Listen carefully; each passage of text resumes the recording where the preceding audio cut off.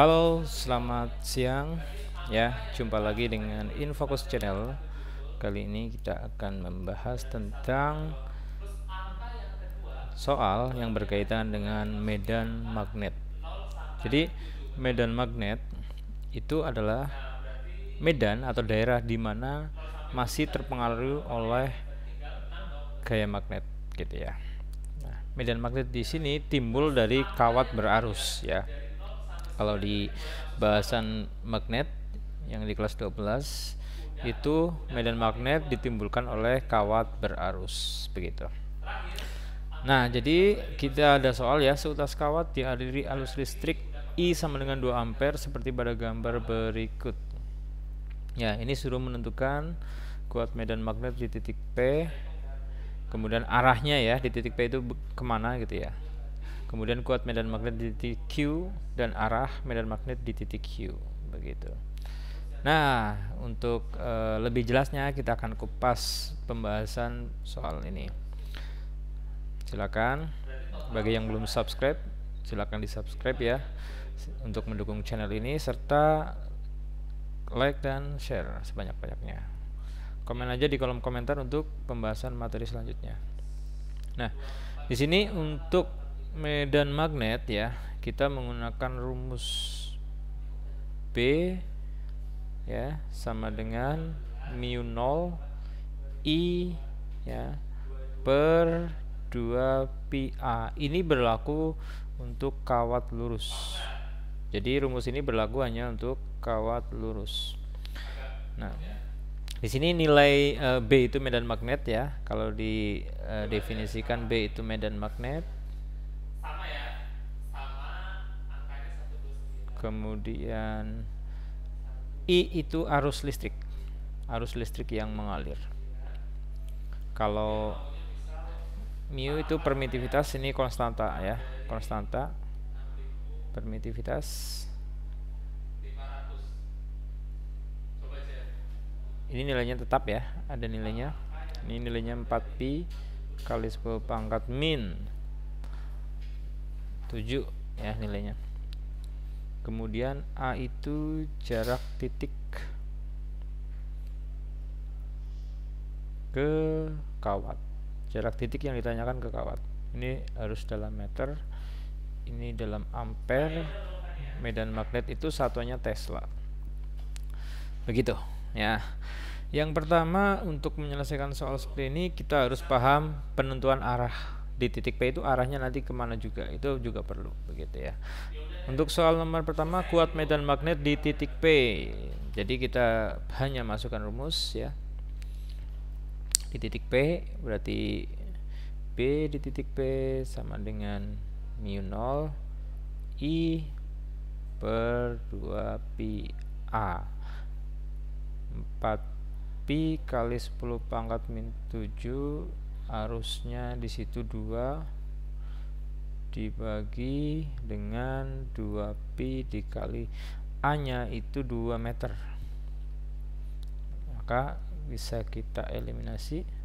4 pi sama ini pi nya hilang, 2 kali 2 4, ini hilang. Jadi hasilnya itu adalah 2 kali 10 pangkat min 7 Tesla. Ini B di titik P gitu. Jadi jawabannya 2 kali 10 pangkat min 7 Tesla. Nah, arah medan magnet di titik P. Nah, arah ini bisa ditentukan dengan kaidah tangan kanan. Seperti pada contoh di sini ya. Ini penentuan arahnya. Nah, dimisalkan di sini ada arus ke atas, kemudian ini ada jari tangan. Jari tangan ini muter ya sebagai menunjukkan arah medan. Ini sebagai arah arus. Ini arah arus, ini arah medan jarinya. Nah, pada saat di arusnya ke atas ini muter. Berarti muternya di sini adalah berlawanan jarum jam. Berarti kalau di titik P di sini ya, ini menuju keluar atau keluar atau menjauhi bidang kertas ya, atau keluar bidang. Maka keluar kita anggap sebagai dot. Ini tanda keluar bidang. Bisa juga dikatakan menuju pembaca. Kalau masuk itu tandanya cross. Masuk bidang. Atau juga bisa dikatakan menjauhi pembaca. Nah, itu adalah penentuan arahnya. Berarti jawaban untuk soal B adalah arah magnet di titik B, arah medannya adalah menuju pembaca atau keluar bidang. Nah, sekarang kuat medan di titik Q. Titik Q itu jaraknya 1 meter, berarti ini A-nya 1 meter. Tinggal dimasukin B di Q, mu 0 I per 2 pi A. 4 pi kali 10 pangkat min 7 dikali arusnya masih sama. Arusnya 2 ampere dibagi 2 pi dikali 1. Oke, maka hasilnya adalah 4 kali 10 pangkat min 7 Tesla. Ini B di titik Q. Nah, kemudian arahnya kemana? Berarti untuk arahnya di titik Q, karena di sini, berarti kalau kita gambarkan di titik Q ini di sini, berarti masuk ya, masuk bidang atau menjauhi pembaca. Masuk bidang atau menjauhi pembaca, begitu. Nah, ini adalah konsep untuk menghitung medan magnet dan arah ya, arah medan magnet, begitu. Silakan kalau bermanfaat simak baik-baik video ini ya, dan silakan juga bantu subscribe untuk mendukung channel ini. Nah, kemudian kalau ada soal yang lebih kompleks seperti ini, jadi kawatnya tidak cuma satu. Jadi ada 3 buah kawat dengan nilai dan arah arus seperti ditunjukkan pada gambar. Tentukan besar dan arah kuat medan magnet di titik P yang berjarak 1 meter dari kawat ketiga. Nah, ini nih. Nah, sama langkahnya ya, kita hanya menentukan arahnya dahulu.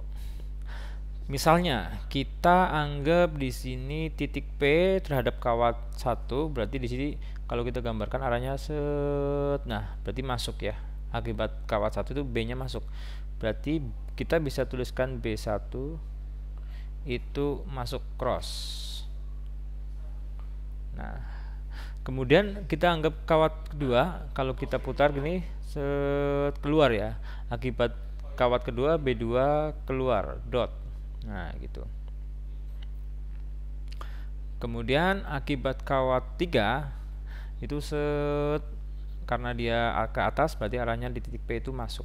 Berarti B3 masuk cross. Nah, kalau ada seperti ini, nanti bisa kita misalkan kalau di sini masuk itu plus ya, atau cross ini kita anggap masuk itu kita anggap B-nya nanti plus. Berarti kalau keluar ini kita anggap B-nya minus gitu, kebalikannya. Ini berarti nanti masuk berarti B-nya plus. Jadi total kuat magnet di titik P nanti adalah B1 ya. Akibat kawat 1 kita namakan B1. B1 akibat kawat kedua berarti minus B2, akibat kawat ketiga berarti plus B3. Begitu, tinggal dimasukin rumusnya aja. Mu 0 I1 per 2 pi A1 dikurangi mu 0 I2 per 2 pi A2 plus mu 0 I3 per 2 pi A3. Nah, jarak jangan lupa A1 itu jaraknya dari kawat 1 ke titik, berarti 1 meter, 2 meter tambah 2 meter itu 4 meter. Berarti A1 4 meter. A2 di sini 1 tambah 1 berarti A2 sama dengan 2 meter. A3 berarti 1 meter.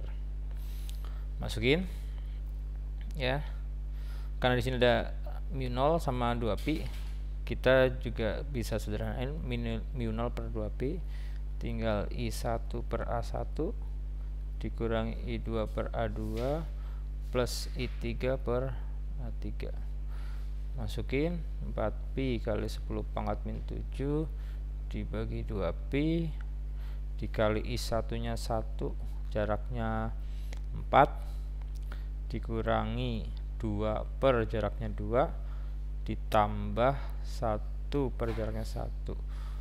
Oke, jadi ini sederhananya jadi 2 kali 10 pangkat min 7 dikali, nah 1/4 dikurangi 1 ditambah 1 ini habis, berarti dikali 1/4.